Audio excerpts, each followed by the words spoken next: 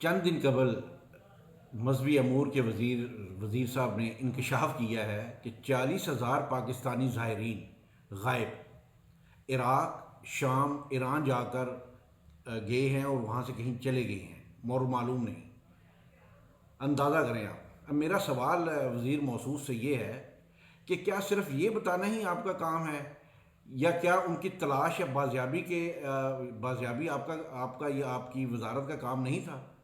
آپ نے آ کے صرف یہ بتانا ہمیں مناسب سمجھا کہ جی 40,000 بندے غائب ہو گئے، پھر ہمیں بی بی سی اور شاید اسلم صاحب کے جو ٹویٹ ہے وہاں سے پتہ چلا کہ 4 پاکستانی میانمار میں اور کمبوڈیا کے جنگلات میں غلام بنا لیے گئے ہیں، اور 40,000 پاکستانی مڈل ایسٹ کے وار زون میں گم ہو گئے ہیں۔ یہ کون ہے؟ برگر اور پیزا والوں کے پاس بھی ڈیٹا بیس ہوتی ہے، حکومت پاکستان کے پاس یہ بھی نہیں ہے۔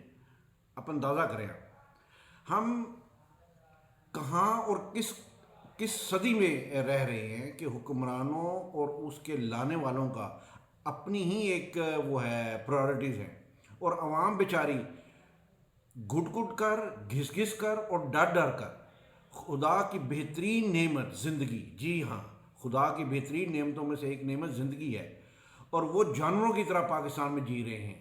مہنگائی، بے روزگاری، اقربا پروری، رشوت، ناانصافی، معاشی بدحالی، بھوک، ننگ، یہ سب اس ملک کے عوام کو ان حکمرانوں سے ملا ہے، اور مزید ان چیزوں کی تعداد میں اضافہ ہو رہا ہے۔ میری حکمرانوں سے گزارش ہے کہ خدا کے لیے اس عوام کا بھی کچھ سوچ لیں، اس عوام کا ضرور کچھ سوچیں۔